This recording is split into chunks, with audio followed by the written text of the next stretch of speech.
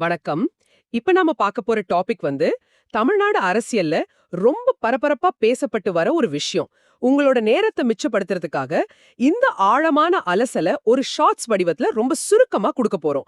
மூத்த பத்திரிகையாளர் உமாபதி கிருஷ்ணன் சமீபத்துல கொடுத்த ஒரு பேட்டியில நடிகர் விஜயோட அரசியல் என்ட்ரி பத்தியும் அவரோட ரசிகர்கள் பத்தியும் ரொம்ப கடுமையான சில விமர்சனங்களை முன் வச்சிருக்காரு.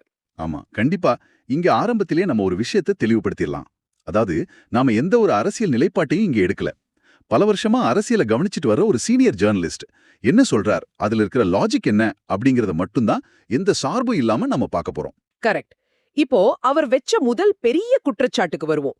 விஜயோட ரசிகர்களை எந்த ஒரு வரைமுறையும் இல்லாத ஒரு கூட்டம்னு அவர் ரொம்ப ஸ்ட்ராங்கா சொல்றாரே, அதுக்கு அவர் என்ன காரணம் சொல்றார்? இதுல ரொம்ப சுவாரஸ்யமான விஷயம் என்னன்னா, அவர் அந்த பைப்பர் கதைய இங்க ஒரு உதாரணமா சொல்றார். ஓ, அந்த சூனியக்கார மியூசிக் வாசிச்சு குழந்தைங்களை எல்லாம் அப்படியே வசியம் பண்ணி கூட்டிட்டு போவானே, அந்த கதையா? அதேதான். அந்த கதையில வர மாதிரி எந்த ஒரு சுய சிந்தனையும் இல்லாம விஜயோட திரைபிம்பத்தை மட்டுமே பார்த்துட்டு ஒரு பெரிய கூட்டம் அவர் பின்னாடி போயிட்டு இருக்குன்னு அவர் சொல்றார். ஒரு அதிகார ஆசைக்காக அந்த கூட்டத்தை விஜய் வசியப்படுத்தி வச்சிருக்கார் அப்படிங்கிறது தான் அவரோட மெயின் பாயிண்ட். அப்போ அப்படி ஒரு கண்மூடித்தனமான ஆதரவு இருக்கும்போது அவர் எம்ஜிஆர் மாதிரி ஒரு பெரிய மாஸ் லீடரா உருவெடுப்பார்னு சிலர் சொல்றாங்களே, அது அவர் ஏத்துக்கலையா? இல்ல, கொஞ்சமும் ஏத்துக்கல. எம்ஜிஆருக்கும் விஜய்க்கும் எந்த சம்பந்தமும் இல்லைன்னு அவர் அடிச்சு சொல்றார். ஏன்னா எம்ஜிஆர் எப்பவுமே தன்னை சுத்தி ஒரு பெரிய அறிவுசார் வட்டத்தை, அதாவது இன்டெலெக்சுவல்ஸ வச்சிருந்தார். ஆனா விஜய் கிட்ட அந்த மாதிரி ஆட்கள் யாருமே இல்ல. அது ஒரு முக்கியமான பாயிண்ட் தான். ஆமா, அது மட்டும் இல்ல, இன்னொரு விஷயத்தையும் அவர் கோட் பண்றார். நடிகை த்ரிஷா ஒரு முறை சொன்னதா ஒரு தகவலை சொல்றார். விஜய் எப்பவுமே தன்னை ஒரு சுவருக்கு பின்னாடி ரொம்ப ஐசோலேட்டடா தனிமைப்படுத்தி வச்சுப்பாராம். அவரை அவ்வளோ சீக்கிரம் யாராலையும் அணுக முடியாதுன்னு சுட்டி காட்டுறார். இது ரொம்ப முரண்பாடா இருக்கே.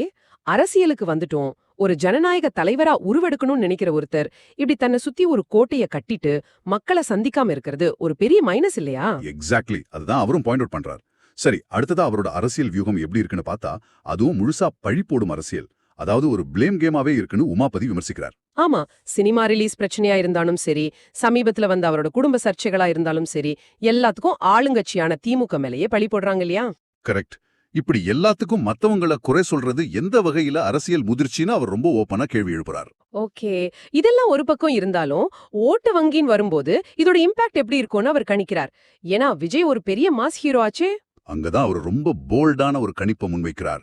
அரசியல் தெளிவிருக்கிற சுயமாக சிந்திக்கக்கூடிய பெண்கள் மத்தியில விஜய்க்கு பெரிய ஆதரவு இல்லைன்னு அவர் சொல்றார். அப்போ இந்த தீவிர ரசிகர்கள் மட்டும்தான் ஓட்டு போடுவாங்களா?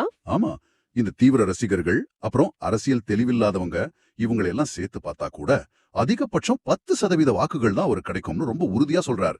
அதுக்கு மேல ஒரு ஓட்டு கூட எக்ஸ்ட்ராவா கிடைக்காதுங்கிறது அவரோட திட்டவட்டமான கருத்து. ஒரு முன்னணி நடிகரோட